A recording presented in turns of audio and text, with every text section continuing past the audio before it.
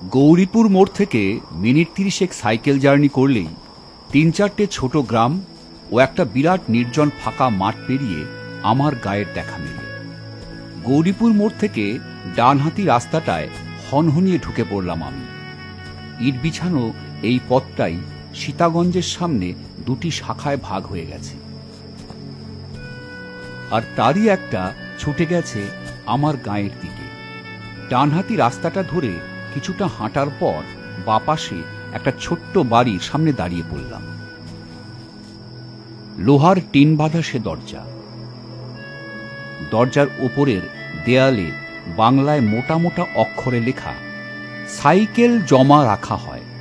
এটা বুড়ো পরেশ সেনের বাড়ি, যারা কাজকর্ম, লেখাপড়া ইত্যাদির তাগিদে গা ছেড়ে শহরের দিকে যায়। তারা প্রায় সকলেই এখানে তাদের সাইকেল আর মোটর সাইকেলগুলো জমা রেখে যায়। ভাড়া খুবই কম, সাইকেল প্রতি 5 টাকা আর মোটর সাইকেল 10 টাকা। বাড়ির টিনের দরজায় কয়েকবার সজোরে আঙুলের টোকা দিলাম, কিন্তু কোনো সাড়া মিলল না। এতবার দরজায় টোকা দিলাম, তবুও খুলছে না কেন? শীতের ঠান্ডা হাওয়া দাঁতে দাঁতে কাঁপুনি ধরাচ্ছিল। মাথার মাফলারটা তাই আরো শক্ত ও কায়দা করে বেঁধে নিলাম। হাতের তালু দুটো ঘষতে ঘষতে ডাক দিলাম, কাকু, কাকু, দরজাটা খুলুন, সাইকেলটা নেব, কাকু। তারপর আরো কয়েকবার আঙুলের টোকা দিলাম, তাও কোনো কাজ হলো না। খুড়তুতো এক দাদাকে ফোন করার জন্য পকেট থেকে মোবাইলটা বের করে দেখি বেচারি খিদে পেটে কেঁদে কেঁদে কখন ঘুমিয়ে পড়েছে।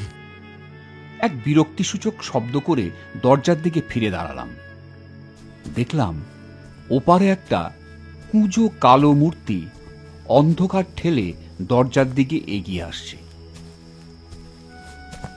কিছুটা সামনে আসতেই লোকটার হাতের হ্যারিকেনের মৃদু আলোয় তাকে স্পষ্ট চিনতে পারলাম। হ্যাঁ, দোকানি পরেশ সেন। এতক্ষণে আশ্বস্ত হলাম, মনের অনেক দুশ্চিন্তা দূর হলো, মাথাটাও খানিকটা হালকা হলো। বুড়ো পরেশ সেন হ্যারিকেনটা উঁচিয়ে ধরে আমার মুখখানা ভালো করে কয়েকবার দেখে নিয়ে কাপা কাপা গলায় বলে উঠল, ও তুমি এত রাত অবধি কোথায় থাকো বাপু? না, এই তো আজ একটু দেরি হয়ে গেল আর কি। আমি তেমন কিছু না বলে শুধু একটু হ্যাঁ হুঁ করে তার পিছু পিছু ঘরে এসে ঢুকলাম। বুড়োর সারা শরীর কালো মোটা আরামদায়ক চাদরে ঢাকা, মাথায় মাংকি টুপি, পায়ে একজোড়া ছাল ওঠা কালো বুট, আর চোখে সেই চেনা মোটা ফ্রেমের চশমাটা। কয়েক সেকেন্ড বাদে টর্চ হাতে দরজার বাইরে বেরিয়ে এসে সাইকেলে চড়ে বসলাম, আর তৎক্ষণাৎ বাড়ির মোটা লোহার দরজাটা সশব্দে বন্ধ হয়ে গেল।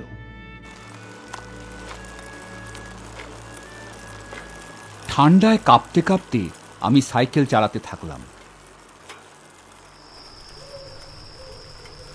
হঠাৎই খেয়াল করলাম কাঁপা কাঁপা ঠোঁট দুটো আমার অজান্তেই কখন গুনগুনিয়ে সুর ভাসতে শুরু করে দিয়েছে।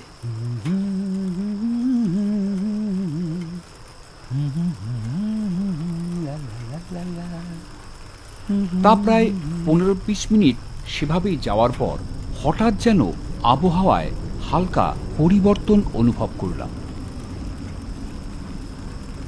ঠান্ডাটা বোধ হয় এবার একটু বেশি হুল ফুটাচ্ছে। দেখলাম অন্ধকারে ডুবে থাকা বাড়িঘর আর গাছপালাগুলো কেমন যেন রহস্যময় দৃষ্টিতে তাকিয়ে আছে আমার দিকে। তারা যেন আমাকে ঘিরে চুপিসারে কি সব ফন্দি এঁটে চলেছে। শিরদাঁড়া বেয়ে ঠান্ডা কিছু একটা যেন নিচের দিকে অনবরত নেমে যেতে থাকলো। সাইকেলের প্যাডেলে আমি জোরে চাপ দিলাম, কিন্তু সাইকেলটা আগের মতো আর টানতে পারলাম না। পা দুটো যেন ঠান্ডায় জমে গেছে। মনে হলো সাইকেলের পেছনে যেন কেউ হিমালয় পর্বতটাকে বেঁধে দিয়ে গেছে, আর আমি কেতরে কেতরে সেটাকে টেনে নিয়ে চলেছি। ভয়ে শরীরের ভারসাম্য হারিয়ে ফেললাম। আরও একবার সাইকেলের গতি বাড়ানোর ব্যর্থ চেষ্টা করলাম, আর ঠিক তখনই আমার ঠান্ডা দেহের বাম কাঁধে এক হিমশীতল হাতের থাবা এঁটে বসল। সাথে সাথে আমি বীভৎস এক চিৎকার করে সাইকেল থেকে গড়িয়ে পড়লাম। কাঁধের সেই জায়গাটা এখনো ঠান্ডা হয়ে রয়েছে, তবে থাবাটা যেন সরে গেছে মনে হলো।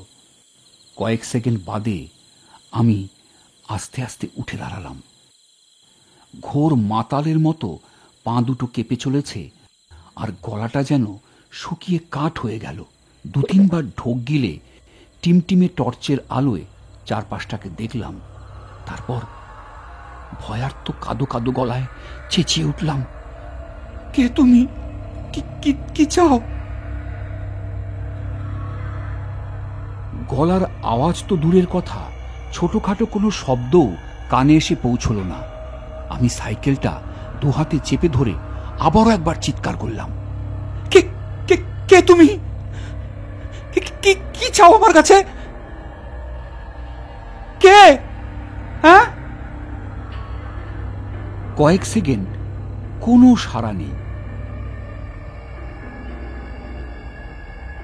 তারপর হঠাৎই এক সময় ঠিক আমার কানের সামনে অশরীরীটা বলে উঠল, আমি কে? কি হবে তা জেনে সাইকেলটা চালাও, দ্রুত চালাও, তোমার কোনো ক্ষতি করব না, কিন্তু দ্রুত না চালাতে তুমি শেষ।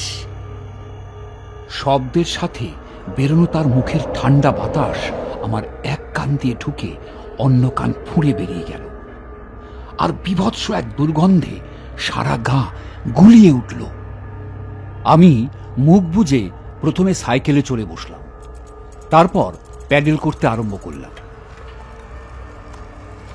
এবারেও সেই একই কাণ্ড, সাইকেল টানতে গিয়েও টানতে পারলাম না, কোনো মতে গড়িয়ে চলল এই যা। হঠাৎই আমার বাম কাঁধে ঠিক সেই জায়গায় আর পেটের ডান দিকে আবারও তীব্র ঠান্ডা থাবার উপস্থিতি অনুভব করলাম। অশরীরীটা আমাকে দুহাতে চেপে ধরেছে। দেহের ওই স্থানের মাংসপেশি যেন জমে বরফ হয়ে গেল। এবার দেখলাম সাইকেলটা সজোরে ছুটছে। বুঝতে পারলাম না কোন দিকে ছুটে চলেছি আমরা। সাইকেলটা থামানোর জন্য সজোরে ব্রেক কষলাম, তবুও থামাতে পারলাম না। গাছপালা ঘরবাড়ি ফুঁড়ে সাইকেল এগিয়ে যেতে থাকলো। একসময় সাইকেলটা 3 মাথা রাস্তার মোড়ে এসে পড়ল। চিনতে পারলাম আমি সেই রাস্তা। হ্যাঁ, এটাই তো সীতাগঞ্জ মোড়। মোড়ের বামহাতি রাস্তাটায় নামলেই আর 10-15 মিনিটের পথ। প্রথমে পড়বে সেই ফাঁকা মাঠ, তারপরই আমার গ্রাম। মনে পড়ল মাঠের মাঝখানের ভৌতিক শ্মশানটার কথা।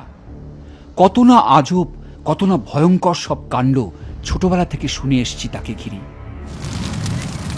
গায়ের লোকেদের বলতে শুনেছি ওই শ্মশানে গভীর অমাবস্যার রাতে নাকি সারা রাত জুড়ে চলে ভূতেদের তাণ্ডব।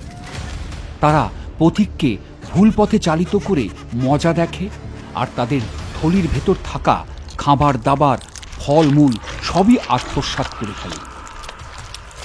ঘণ্টাখানেক আগে অবধি আমি এ সকল রটনাগুলোকে একটুও পাত্তা দেইনি, কিন্তু আজ এই গভীর অমাবস্যার রাতে দাঁড়িয়ে এক বীভৎস নতুন অভিজ্ঞতার শিকার হলাম।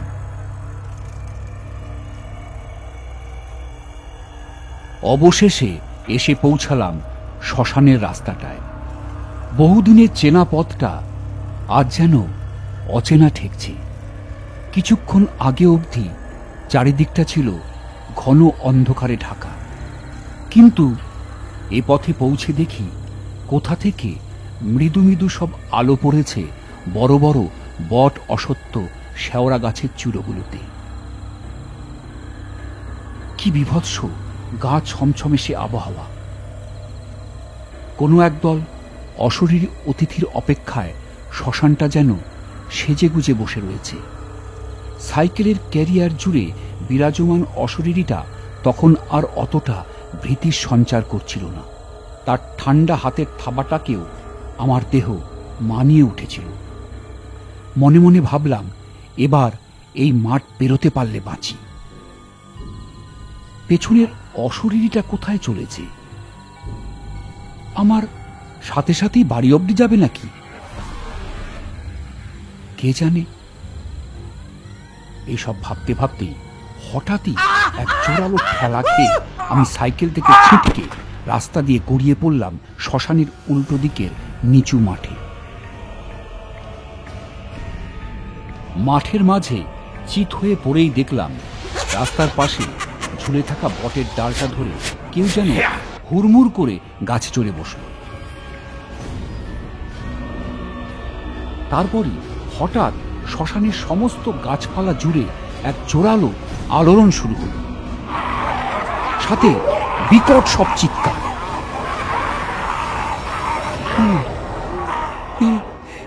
এসব কিসের আওয়াজ? হ্যাঁ,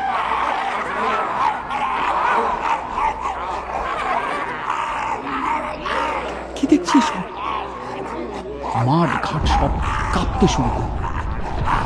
ঘাস বিছানো সমতল মাঠটা অজস্র ফাটলে ভরে গেল। পায়ে ভর দিয়ে উঠে দাঁড়ানো সামর্থ্য ছিল না আমার। তবু বহু কষ্টে কোনো রকমে উঠে কাতরাতে কাতরাতে দাঁড়ালাম। রাম রাম রাম রাম রাম রাম রাম রাম রাম। এবারের মতো বাঁচিয়ে দাও ঠাকুর, ঠাকুর, এবারের মতো বাঁচিয়ে দাও। রাম রাম রাম রাম রাম রাম রাম রাম রাম। বাড়ি ফিরে মুখ হাত পাটা ভালো করে ধুয়ে নরম বিছানায় শরীরটাকে টান টান করে মেলে দিলাম। সারা দেহে অসহ্য ব্যথা। থার্মোমিটারে দেহের তাপমাত্রা ধরা পড়ল 105 ডিগ্রি ফারেনহাইট। পরদিন সকালে ঘুম থেকে উঠে দেখলাম গায়ে ব্যথার চিহ্ন মাত্র নেই। শরীরের তাপমাত্রাও পুরোপুরি স্বাভাবিক। কালকের ঘটনাটাও আর অতটা দগদগে ঠেকছে না। দেখলাম আমার সাইকেলের কিছু কিছু অংশ বেঁকে গেছে। ইতিমধ্যে মা হাতে ব্যাগটা দিয়ে গেল বাজারে যাওয়ার জন্য। আমিও তৎক্ষণাৎ ব্রাশটা সেরে নিয়ে বাজারে বেরিয়ে পড়লাম। হাটটা বসে সীতাগঞ্জ মোড়ে, সেখানেই চলেছি। সেই একই পথ। কয়েক মিনিট পর শ্মশানের রাস্তাটায় এসে পৌঁছালাম। সাইকেল থামিয়ে শ্মশানটাকে ভালো করে দেখতে লাগলাম।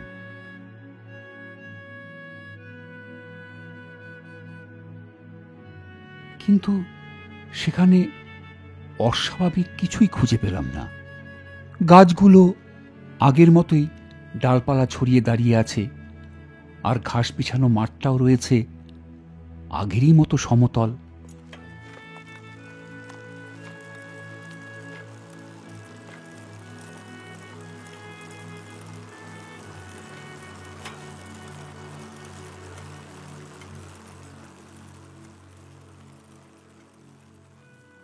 আমাদের ভিডিওগুলো যদি আপনাদের ভালো লেগে থাকে অবশ্যই চ্যানেলটিকে সাবস্ক্রাইব করবেন, লাইক, কমেন্ট এবং শেয়ার করবেন।